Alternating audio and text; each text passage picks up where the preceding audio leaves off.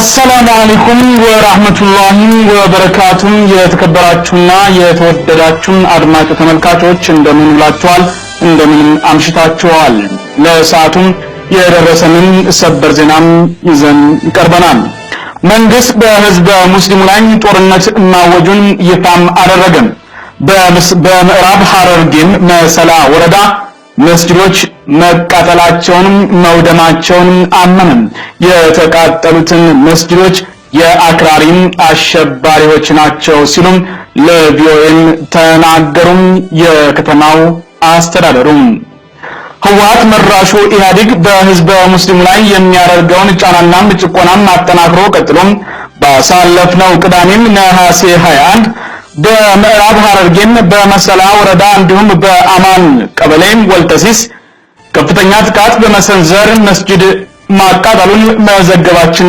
ይታወሳል ይህንኑ ዜና በተከታታይ ለመስራት በተደጋጋሚ ስልኮችን ወደ አካባቢው ስንሞክር የቆየን ቢሆንም በዛሬው ዕለት ቪኦኤን በሰራው ዘገባ ላይ የከተማዋም ነዋሪ እንዲሁም ደግሞ የከተማዋም አስተዳዳሪ በእርግጥም መስጊዶቹ በቦምብ መውደማቸውን ነዋሪዎችም በግፍ መገደላቸውን ገልጸዋል በምዕራብ ሐረርጌም መሰላ ወረዳም የጸጥታ ኃይሎች ሁለት ሰው መግደላቸውን አስተዳደሩ አምነዋል የአካባቢው ነዋሪዎች ግን በእነዚህ መስጊዶች ላይ መንግስት በፈጸመው ጥቃት የሞቱት ቁጥር ከ20 በላይ እንደሆነ ነዋሪዎችም ለቪኦኤ ገልጸዋል አባ አማን እንዲሁም ደግሞ በመሰላ በተፈጸመው ጥቃት በአማን መስጊድ መቃጠሉም ተዘግቧል ይህንን አስመልክቶም የቪኦኤ የኦሮሞኛ ክፍል ባልደረባ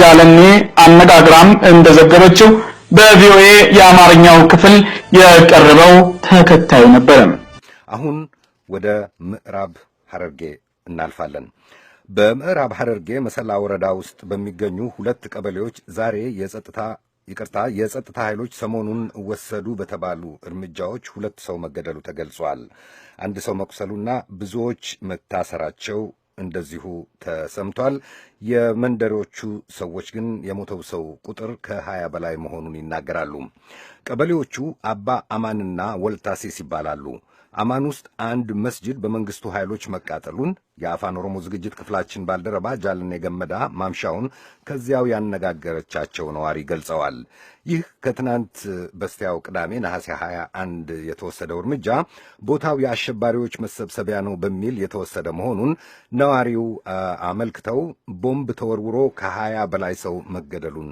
ተናግረዋል ይህ የቀበሌው የአባ አማን ቀበሌ ነዋሪ ለጃለኔ የነገሯት ሌሎችም የፈረሱ መስጊዶች በተለያዩ አካባቢዎች መኖራቸውን ሰውን እያሰሩ ማሰቃየት መቀጠሉን ከተገደሉት አብዛኛዎቹ የተቀበሩት በቀበሌ ታጣቂዎች መሆኑን ጦላይ ዘዋይ የታሰሩ መኖራቸውን ሬሳ አግኝቶ የቀበረ እንደሌለ እና የሟቾች ዘመዶች በሙሉ ታስረዋል ሲሉ የተናገሩት ድምጽ ነበረ ከወልታሲስ ቀበሌ ጃለኔ ያገኘቻቸው የሃይማኖት አባት የቀበሌውን መስጊድ አፍርሰውታል ብለዋል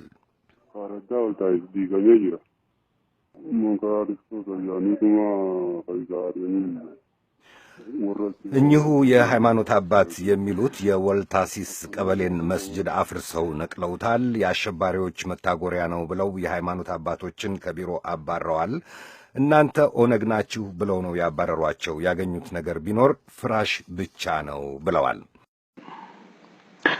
ነዋሪው ለቪኦኤ አያይዘው እንደገለጹት በተለያዩ ቦታዎች ላይ መስጊድ መፍረሳቸውንም ጭምር ገልጸዋል ሰዎች አሁንም መታሰራቸውን ቀጥለዋል የሞቱትንም የቀበሩት የቀበሌው ታጣቂዎች መሆናቸው የታወቀ ሲሆን በሚያሳዝን መልኩ የሟች ዘመዶችም በእስር ላይ እንዳሉ ተገልጿል ከመስጊዱ ቃጠሎ የተረፈውንም ቆርቆሮ የጸጥታ ኃይሎች መውሰዳቸው ተገልጿል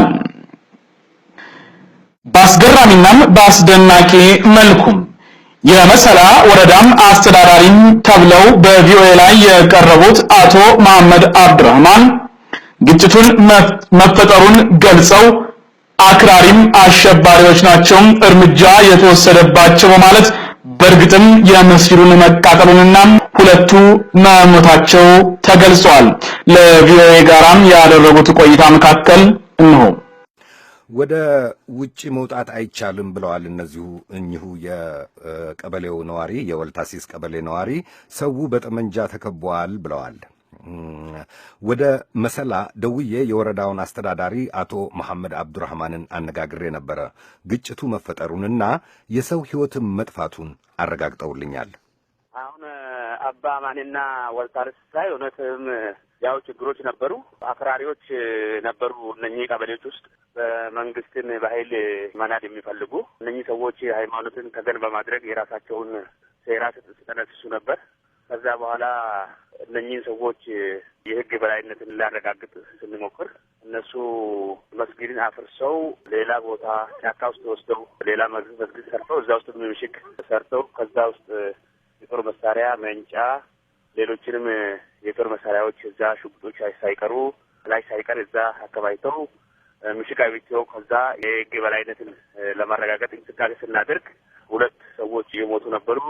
ከዛ ውጪ የተጎዳ ሰው የለም። ነገር ግን በአሁኑ ሰዓት በቁጥጥር ስር ውለው ሌሎቹ ከነሱ ጋር ሲያብሩ የነበሩ ሰዎች የሚጠየቁበት ሁኔታ እያመቻቸን ያለ ነው። እነዚህ ሰዎች የሃይማኖት ሰዎች ናቸው ወይስ የፖለቲካ ሰዎች ናቸው? እነሱ ሃይማኖት ይበሉ እንጂ እነሱ የሚያካሂዱት ነገር ፖለቲካ ነው። ይሄን የእኛን መንግስት የሚቃወሙ ኃይሎች አሉ። ከነሱ መልእክት እየተቀበሉ ያንን መልእክት ለማሳካት የእነሱን ጥቅምና ፋይዳ ለማስጠበቅ የሚንቀሳቀሱ ኃይሎች ናቸው። ምንድን ናቸው እነዛ መልእክቶች የሚሏቸው ነገሮች አቶ መሐመድ? እነሱ የሚፈልጉት በህግ የተመሰረተውን መንግስት በጉልበት ለመናድ ነው ፍላጎታቸው። ሌሎቹም ደግሞ መንግስታችንን የሚቃወሙ ኃይሎች የመንግስትን መዋቅር በኃይል ለማፍረስ የሚፈልጉ ኃይሎች አሉ። ከነሱ የሃይማኖትን ተገን አድርገው እነሱ ጎን ቆመው የሚታገሉ ኃይሎች ናቸው እነኚህ። አሁን እንግዲህ መስጊድ ይባል እንጂ ቦታው መስጊድ ይሄን ቤት የተሰራው ጫካ ውስጥ ነው። እዛ ጫካ ውስጥ ቁጭ ብለው እነኚህ መሳሪያ ይዘው እጅ እንዲሰጡ በሽማግሌዎች ከአንዴም ከሁለቴም ተማልሰን ጠይቀናል። እምቢ ብለው እንግዲህ ያው እነሱ እምቢ ሲሉ የህግ የበላይነት የማስከበር የግድ ስለሆነ ለዚህ ስንንቀሳቀስ ነው እነኚህ ሰዎች ሊጎዱ የቻሉ ማለት ነው። መንግስትን በኃይል እንዲንዱ የተላኩት የሻዕቢያ ተላላኪዎች በኦነግ በግንቦት 7 በአርበኞች በሚባሉ የተላኩ ናቸው ብለውኛል። ያሉኝን እርምጃ የወሰዱት ወታደሮች ናቸው፣ ፖሊሶች ናቸው ወይስ ሌላ ታጣቂዎች ናቸው? ማን ነው ግጭት ውስጥ የነበረው? አሁን እንግዲህ የህግ በላይነትን ለማስከበር ያው እኛ በወረዳችን ፖሊስ አለን፣ ታጣቂ አለን፣ ሌሎች ደግሞ አድማ በታኞች አሉ። በእነዚህ ኃይሎች የተወሰደ እርምጃ ነው። ከዛ ውጪ ሌላ ነገር እዚህ የለም። ስንት ሰው ሞተ? ስንት ሰው ቆሰለ? አሁን ሁለት ሰው ነው የሞተው። ከዛ ውጪ የደረሰ ምንም የቆሰለም የለም ማለት ነው። ከእናንተ ወገን ነው ወይስ ሌላው ወገን ነው ጉዳት የደረሰው? ከኛ በኩል አንድ የቆሰለ አለ። አንድ ደግሞ እነሱ ካሁን በፊት ደብድበውት ሕክምና ላይ ያለው አለ። በእነሱ በኩል ነው ማለት ነው ሁለት ሰው የሞተው? አዎ ከእነሱ ነው ሁለት ሰው። በእርግጥም ይህ መንግስት በህዝበ ሙስሊሙ ላይ ላለፉት ዓመታት ሲፈጽም የነበረውን የሃይማኖት ጣልቃ ገብነት እና ጥቃት አጠናክሮ መቀጠሉን የሚያሳይና በመንግስት በኩል በግልጽ መስጊዱን ካፈረሱ በቦምብ ካጋዩ በኋላ በወረዳው አስተዳዳሪም አማካኝነት አክራሪም አሸባሪዎች ናቸው ብለው መናገራቸው እንዲሁም መስጊድ አይደለም በማለት መስጊድ ለማለት ይቸግረኛል ሲሉም ተናግረዋል። ይህም የሚያሳየው መንግስት በሃይማኖት ውስጥ ጣልቃ ገብነቱን ብቻ ሳይሆን በሙስሊሞች ላይ ያወጀውን ጦርነት የሚያመላክትም ነው ተብሏል። ህወሓት መራሹ ኢህአዴግ ከዚህ ቀደም በቴሌቪዥን መስኮት የተቃጠለን ቁርአን በማሳየት በዶክመንታሪ ፊልሙ ላይ የአክራሪዎች መጽሐፍ ሲቃጠል ብሎም ማሳየቱን መዘገባችን ይታወቃል። የጽንፈኞች አስተምሮ የሚሰብኩ መጽሐፍቶች ሰብስቦ በአደባባይ አቃጥለዋል። ከኢትዮጵያ አኳያስ እንዴት ይታያል? በቱኒዚያም በግብጽም እየሰበሰቡ ያቃጠሉ። ከዚህ ቀደምም በአንዋር መስጂድ አክራሪዎች አፈነዱት በማለት በምዕመናን ላይ ቦምብ እንዲፈነዳ መደረጉን የሚታወቅ ነው። በእርግጥም ህወሓት መራሹ ኢህአዴግ በኢትዮጵያውያን ሙስሊሞች ላይ ያወጀውን ጦርነት በቪኦኤ አማካኝነት ይፋም አድርጎታል። መስጂዶች ተቃጥለዋል። ህዝበ ሙስሊሙም ከሌሎች ወገኖች ጋርም በጋራ በአንድነት በመሆን የሃይማኖት ነጻነቱን ለማስከበር የሚያደርገውን ትግል አጠናክሮም የሚቀጥልበት መሆኑን እየገለጸም ይገኛል። ህወሓት መራሹ ኢህአዴግ በሀገሪቱ ላይ ባጋጠመው አጣብቂኝ የተነሳ ነገሩን የሃይማኖት ግጭት ለማስመሰልና ከምዕራባውያን ድጋፍ ለማግኘት የተለያዩ ጥረቶችን እያደረገ ቢሆንም ሙስሊሙ ማህበረሰብ ሳይሸማቀቅና ሳይሳቀቅ መብቱን ለማስከበር የሚያደርገውን ትግል እስከ መጨረሻው ጊዜ ድረስ አጠናክሮም መቀጠል ይኖርበታል ሲሉም ገልጸዋል። ውድና የተከበራችሁ የቢቢኤን አድማጭ ተመልካቾች ይህንን ጉዳይ አስመልክቶ ቢቢኤን በቀጣይ የተለያዩ ፕሮግራሞችን የሚያደርስ መሆኑን ለመግለጽ እንወዳለን። አድማጮች በጉዳዩ ላይ ያላችሁን ሐሳብና አስተያየት በቢቢኤን የዋትስአፕ ቁጥር መላክ የምትችሉ መሆኑን ለመግለጽ እንወዳለን።